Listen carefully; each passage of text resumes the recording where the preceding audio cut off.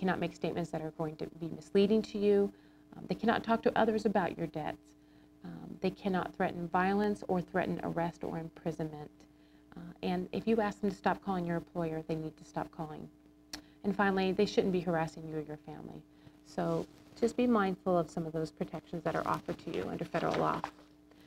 Next up, we're talking about an emergency bankruptcy. I mentioned this earlier. If you're in a situation where your house is going to be foreclosed upon, you might want to stop the bankruptcy by, stop the foreclosure by filing the bankruptcy. There are other situations such as preventing a utility disconnection for up to 20 days. Eviction, it could stall the eviction for a few days.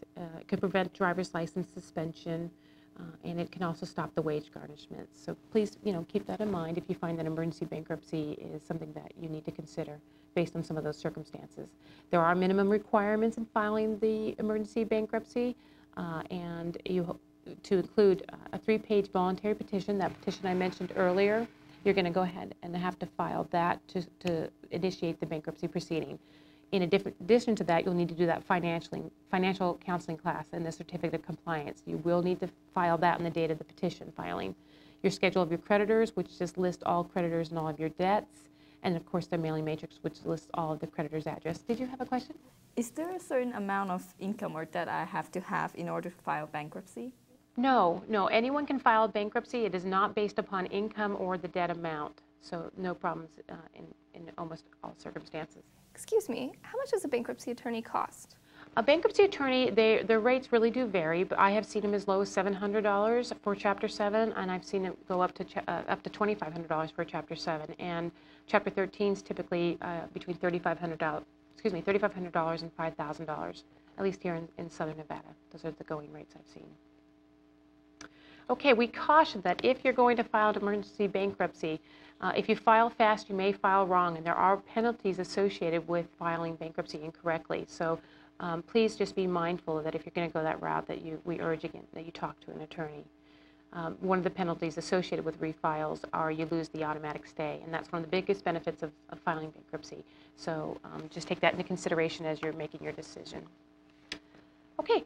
If you're going to file a Chapter 7 bankruptcy, we've provided on pages 21 through 23 a list of the steps of the bankruptcy manual. One is certificate of compliance. Of course, you're going to want to obtain that through the financial class. 2, consult an attorney. 3, get your tax returns together or order them from IRS if necessary. 4, get your income verification and your expense records gathered. Number 5 is preparing all of the documents. Step 6, file your documents with the clerk of court.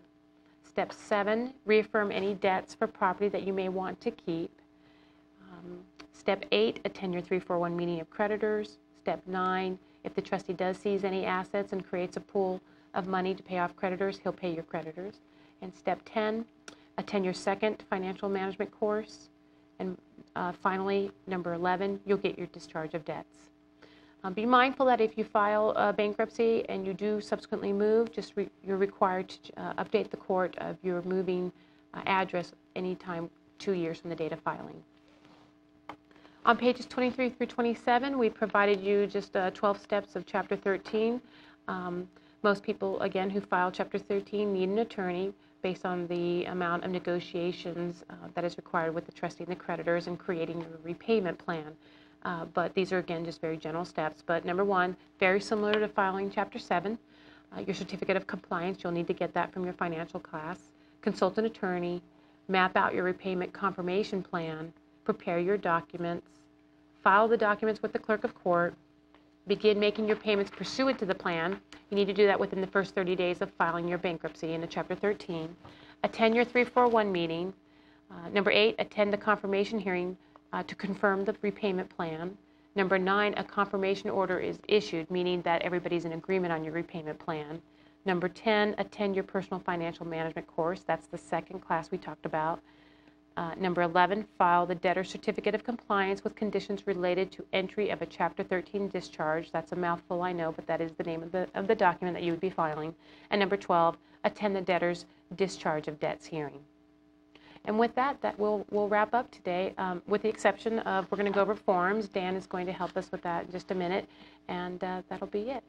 But if you'd like to look at the bankruptcy manual, you're welcome to come to our offices and get a hard copy if you'd like. Thank you.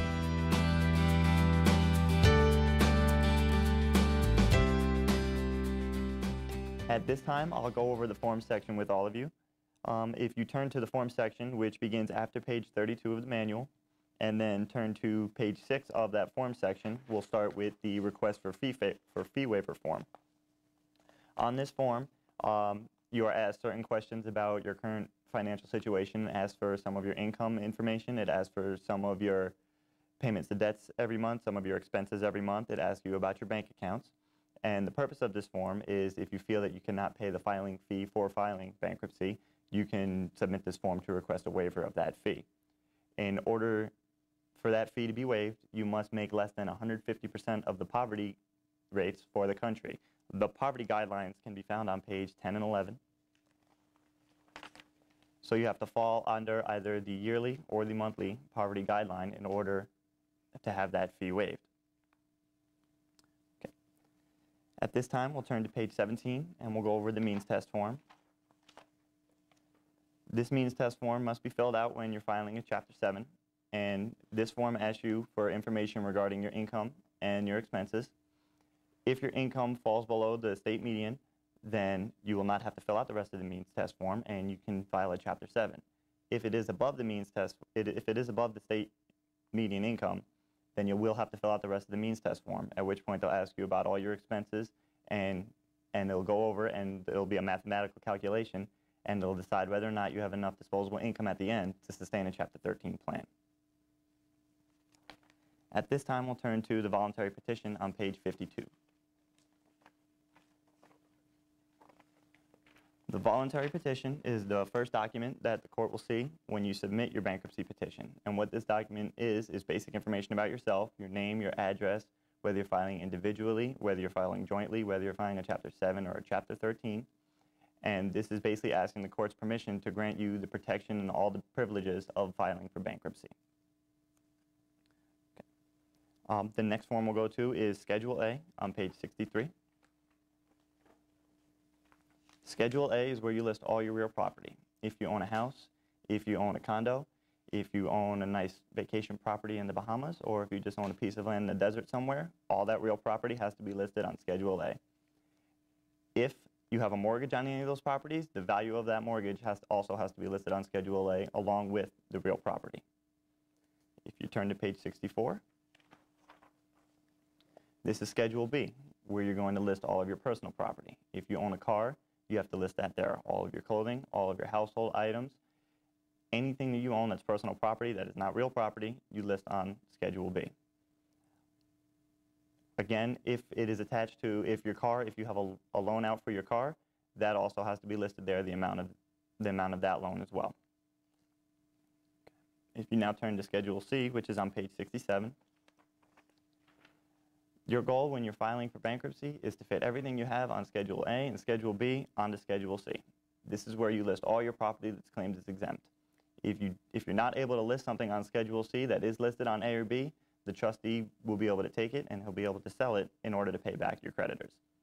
So from that list of exemptions that Chris went over earlier, your goal is to try and fit all of your personal and real property onto Schedule C. You turn now to page 68, which is Schedule D, which is your secured creditors. On Schedule D, you list all your creditors who have a secured claim against any of the property that you own.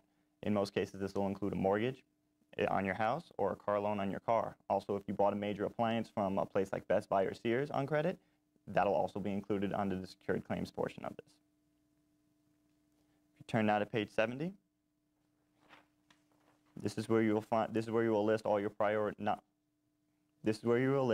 unsecured priority creditors. So if you owe any tax debt, if you owe student loans, if you owe alimony or child support, anything that's non-dischargeable but not attached to anything specifically, it'll be listed on this schedule. If you turn now to page 73, that's Schedule F, which is unsecured creditors. This is where you'll list all your credit cards, your payday loans, your medical bills, any money that you owe to grandma or to Uncle Jim. You list it on this schedule as an unsecured claim and which would be discharged under a Chapter 7.